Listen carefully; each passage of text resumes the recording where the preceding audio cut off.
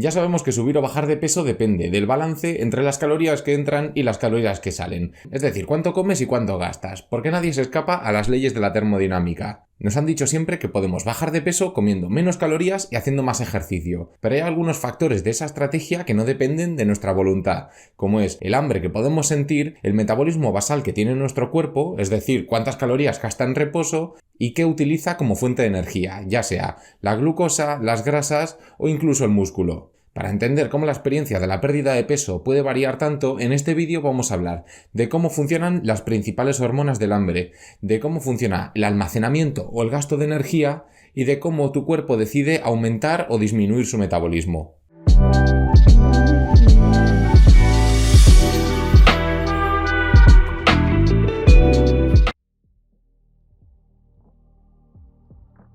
Vamos a mirar dos situaciones distintas, el extremo de la dieta baja en calorías y el extremo del ayuno, a ver qué podemos aprender. En 1944 se realizó el llamado Experimento del Hambre de Minnesota. Se hizo para intentar entender el efecto de la restricción calórica prolongada en el cuerpo. Los participantes fueron hombres de un peso medio de unos 70 kilos, que primero durante 3 meses consumieron una dieta hipercalórica de unas 3.200 calorías al día para subir de peso y después durante 6 meses comieron una dieta de 1.500 calorías al día, aunque la cantidad de calorías se ajustaba a cada uno para hacerle perder peso todas las semanas, lo que significa que algunos comían menos que otros. Los alimentos que les daban eran principalmente carbohidratos. Su dieta consistía en patatas, nabos, pan y macarrones, mientras que la carne y los lácteos eran poco frecuentes, pero lo justo para darles el mínimo de proteínas que necesitaban. La bajada de peso tuvo consecuencias. Estos hombres experimentaron profundos cambios físicos y psicológicos. Uno de los principales problemas que más reportaban era tener frío continuamente. I felt cold all the time, even though it was the middle of summer. Nothing felt better than to find a nice warm spot in the sunshine and do nothing but lie there and soak up the heat of the sun. La temperatura media de los sujetos bajó a 35 grados, igual que bajó su fuerza y su resistencia física. Aquellos hombres decían haber perdido el interés en cualquier cosa que no fuera la comida. No tenían ningún interés sexual, mostraban signos de depresión, decían tener hambre continuamente e incluso llegaron a tener comportamientos neuróticos como el autoaislamiento, acumular utensilios de cocina y libros de recetas, aunque ellos no cocinaban. Este estudio fue tan duro que algunos participantes tuvieron que ser sacados del experimento porque admitieron haber robado comida de la basura y patatas crudas para comérselas, y todo ello con una dieta de 1.500 calorías. Ahora vamos a comparar esto con el caso de Angus Barbieri, el caso de ayuno documentado más largo de la historia. Angus era un escocés que en 1965 se encontraba en un hospital que realizaba tratamientos para la pérdida de peso. Los médicos al principio le ofrecieron hacer ayunos cortos de menos de una semana, pero Angus, después de probarlo, decía que se había adaptado muy bien a no comer y decidió continuar su ayuno hasta alcanzar su objetivo de peso. Y este hombre acabó haciendo un ayuno de 380 días. Fue más de un año en el que esta persona no comió ningún tipo de alimento, nada excepto café negro, té y un multivitamínico ocasional. Angus perdió un total de 125 kilos, pasó de pesar 207 kilos a su peso objetivo de 82, y todo el proceso fue documentado en un estudio porque los médicos no pensaban que fuera posible. El artículo decía: el paciente se mantiene asintomático, se siente bien y anda con normalidad. El ayuno prolongado en este paciente no ha tenido efectos perjudiciales. Esta persona además continuó varios años más conservando su peso y murió 30 años después de hacer esto. Pero lo que más impacta de este caso no es que Angus siguiera vivo, sino la facilidad relativa con la que Angus había conseguido hacer el ayuno, sin las consecuencias psicológicas que habían tenido los del experimento del hambre, a pesar de que Angus había hecho una restricción calórica mucho más extrema y prolongada. La comparación entre estos dos casos no es perfecta. Angus era solo una persona y los del estudio del hambre eran muchos más, pero sí que permite ilustrar algunas diferencias muy significativas entre comer menos calorías y hacer un ayuno. Una de las principales diferencias es la sensación de hambre. Durante un ayuno se produce una situación un poco paradójica, y es que el hambre no aumenta a medida que llevas más tiempo sin comer, sino que disminuye. La hormona que más implicada está en la sensación de hambre es la grelina. La grelina es una hormona que fabrica tu estómago y que estimula tu apetito. Vamos a ver cómo varía con el ayuno.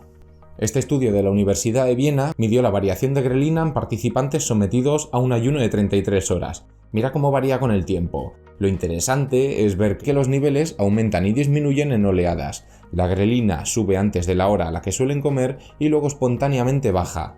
Todo el mundo ha experimentado esto alguna vez. Llega la hora de comer y tienes hambre, pero por algún motivo no puedes comer y cuando finalmente puedes ya no tienes hambre.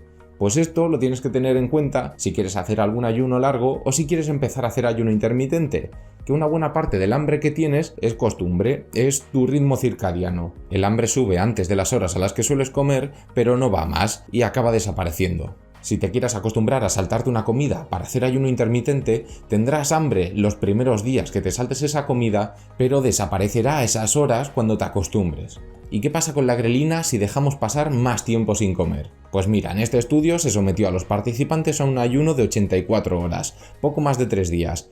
¿Tenían cada día más hambre? No, sino todo lo contrario, sus picos de grelina eran cada día más pequeños. Sin embargo, tenemos otros estudios en personas que han bajado de peso con una reducción de calorías que demuestran que sus niveles de grelina suben durante la pérdida de peso y se mantienen altos incluso un año después de haberlo perdido, haciendo que estén hambrientos continuamente y que recuperen su peso. Al final, las personas pueden tener fuerza de voluntad durante unas horas o durante unos días, pero si tienes hambre continuamente, vas a acabar comiendo más de lo que deberías. Otra cosa interesante de la grelina es que puede que te esté haciendo sentir hambriento para que tomes más sal. Tiene todo el sentido del mundo tener un mecanismo para consumir más sodio, de la misma manera que tenemos sed para beber más agua, porque el sodio es un mineral muy importante que cumple funciones por todo el organismo, como permitir el impulso eléctrico para la contracción muscular o para el impulso nervioso, y si nos baja mucho en sangre podemos tener problemas. Pero bueno, ¿qué tiene que ver el sodio con el ayuno? Pues que cuando no comemos nuestros niveles de insulina bajan, y esto es bueno, es uno de sus principales beneficios, pero unos niveles de insulina bajos hacen que el riñón retenga menos sodio, así que lo expulsamos más, y eso encima se suma a que mucha gente, como yo incluido, tomamos café o té mientras hacemos un ayuno, que son diuréticos, así que expulsamos todavía más sodio. Y si los niveles de sodio nos bajan en sangre, nuestro cuerpo empieza a liberar grelina y estimula la sensación de hambre, no porque necesitemos más energía, sino para consumir más sal. Es decir, tomar una cantidad adecuada de sal es muy importante para no tener hambre durante un ayuno. Yo las veces que he hecho un ayuno un poco largo y he tenido hambre, me tomaba una pizca de sal con un vaso grande de agua y os puedo asegurar que el hambre desaparece mucho más rápido. Todo el mundo se espera tener un montón de hambre cuando hace un ayuno y todo el mundo se sorprende cuando deja pasar las horas y el hambre desaparece, sobre todo cuando su cuerpo pasa a quemar principalmente grasa. Aquí entra otro factor muy importante que diferencia a la dieta baja en calorías del ayuno, que es la entrada en cetosis. La cetosis es un estado metabólico en el que tu cuerpo pasa a quemar principalmente grasa como fuente de energía. Pero ¿y por qué entramos en cetosis cuando hacemos un ayuno pero no con una dieta baja en calorías? Porque mientras tengamos reservas de glucógeno, el cuerpo prefiere utilizar la glucosa como fuente de energía, porque es más rápido. Y eso se debe a que el hígado tarda muy poco en cortar glucosas individuales del glucógeno para liberarlas a la sangre y sin embargo tarda unas cuantas horas en producir unos niveles de cuerpos cetónicos suficientes como para abastecer de energía a todo el organismo. Una vez que produce unos niveles de entre 1 y 2 milimolar, esos niveles ya se mantienen estables. La glucosa es útil a corto plazo, pero nuestros depósitos de glucógeno son limitados. Una persona de 70 kilos tendrá unos 300 gramos de glucógeno entre el hígado y los músculos. Sin embargo, con unos pocos kilos de grasa que tenga, esa persona ya tiene cientos de miles de calorías de grasa almacenada. Así que a largo plazo se vuelve mucho más eficiente coger los triglicéridos que forman esa grasa y convertirlos en moléculas más pequeñas y solubles que se metabolizan directamente como ATP y que pueden abastecer de energía a todo el organismo, incluido el corazón y el cerebro. Nos han dicho toda la vida que el corazón y el cerebro necesitan glucosa como fuente de energía, y luego resulta que hay estudios que demuestran que funcionan mejor con cuerpos cetónicos, porque consumen menos oxígeno y dan más ATP. Así que cada vez se están investigando más las dietas cetogénicas para tratar enfermedades neurodegenerativas y cardiovasculares. Pero bueno, eso creo que es tema para otro vídeo. Al final lo que quiero decir es que la entrada en cetosis no solo no es perjudicial, sino que va a permitir que tengas unos niveles de energía estables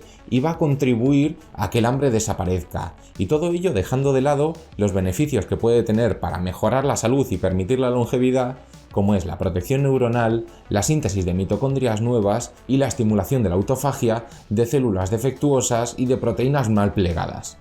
Si recordamos el experimento del hambre de antes, nos damos cuenta de que estas personas tenían una dieta que parecía diseñada para no entrar en cetosis. Su dieta consistía en hidratos de carbono de absorción rápida cada pocas horas, lo que significaba unos picos de glucosa frecuentes que impedían hacer la transición a la cetosis. Para entrar en cetosis, el hígado debe tener el suficiente acceso a los ácidos grasos que tenemos almacenados, y eso con unos picos de glucosa y de insulina frecuentes es totalmente imposible. Pero bueno, vamos a hablar un poco del papel de la insulina. Cada vez que digerimos un alimento, la glucosa pasa a la sangre desde el intestino. El páncreas detecta la subida de glucosa y libera insulina, porque la función principal de la insulina es hacer que la glucosa entre de la sangre a las células. Pero esa no es su única función, sino que la insulina es capaz de activar todos los mecanismos de almacenamiento de la energía, a la vez, y esto es importante, que desactiva todos los mecanismos de gasto de energía. Tenemos que saber que no todas las comidas provocan la misma liberación de insulina. La grasa prácticamente no produce liberación de insulina, mientras que los hidratos de carbono refinados y el azúcar provocan una liberación muy grande. La dinámica es la siguiente: comemos, nos sube la glucosa, nos sube la insulina hasta que almacena toda la glucosa y entre 4 y 6 horas después de comer, cuando está empezando a bajar la glucosa, la insulina también baja. Entonces el páncreas detecta la bajada de glucosa y cambia a secretar glucagón, que tiene la función contraria a la insulina. La insulina almacena y el glucagón saca del almacén. Estas dos hormonas tienen efectos contrarios y esto es muy importante para entender cómo la insulina impide el gasto de grasa. Los adipocitos, las células que almacenan la grasa, tienen una enzima que se llama lipasa sensible a hormonas o HSL. Pues mientras la insulina está alta, la lipasa está desactivada y hasta que no baja la insulina y sube el glucagón, la lipasa no se activa, permitiendo el gasto de grasa. Y lo mismo pasa en el hígado con el glucógeno. Mientras la insulina está alta, el hígado no puede liberar las glucosas del glucógeno y hasta que no baje la insulina y sube el glucagón, el hígado no puede empezar a liberar las glucosas. Pero bueno, ¿y esto al final qué significa? Pues que tu cuerpo no puede estar almacenando energía y sacándola a la vez, porque está regulado por hormonas con funciones totalmente contrarias, y mientras la insulina está alta, todos los sistemas de gasto de energía están bloqueados. Y a nivel práctico, esto significa que si haces muchas comidas frecuentes al día con hidratos de carbono, la insulina no te llega a bajar del todo en ningún momento, no permite que suba el glucagón otra vez y se dificulta mucho el gasto de grasa. Y claro, aquí viene la siguiente pregunta: ¿qué pasa si comes pocas calorías pero tu cuerpo tiene un acceso restringido a tus reservas? Pues que tu cuerpo hace lo lógico, y es que disminuye el gasto disminuyendo el metabolismo. Esto es precisamente lo que les pasó a los participantes del experimento del hambre de Minnesota, que su metabolismo bajó un 40% y por eso estaban fríos, letárgicos y sin energía, porque su metabolismo estaba basado en la glucosa, con unos picos de glucosa y de insulina frecuentes, así que con un acceso restringido a las reservas su cuerpo hace lo lógico, que es disminuir el gasto todo lo posible. Y claro, podemos pensar que esto les pasaba porque estaban ya muy delgados, pero es que resulta que este mismo efecto lo hemos observado en personas obesas que bajan de peso recortando las calorías y haciendo más ejercicio. Y si juntamos un metabolismo basal bajo con unas hormonas del hambre desatadas, tenemos el efecto rebote que tanto conocen las personas que han intentado bajar de peso con una dieta baja en calorías. Esta es otra de las grandes diferencias con el ayuno, que durante un ayuno el metabolismo basal no disminuye, sino que aumenta, porque el cuerpo está liberando más noradrenalina.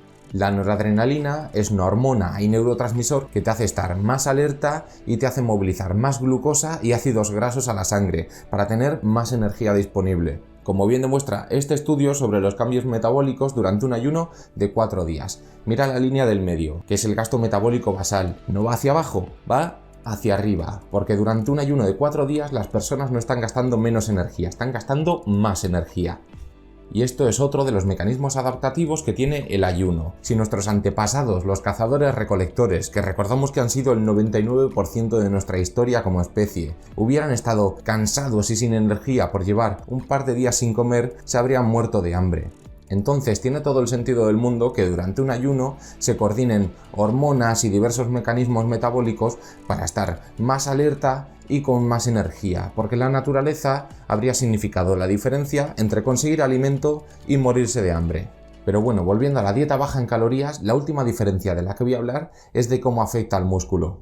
Otra de las cosas que tu cuerpo va a hacer si no tiene acceso a las reservas de grasa es empezar a romper las proteínas, ya sean las del músculo o las de la dieta, porque tu hígado es capaz de convertir una buena parte de las proteínas en glucosa, en un proceso que se llama gluconeogénesis. Tu cuerpo en realidad no quiere hacer esto, no es demasiado inteligente utilizar el músculo con todo lo que ha costado construirlo, pero si no tiene acceso a las reservas de grasa es más fácil que lo haga.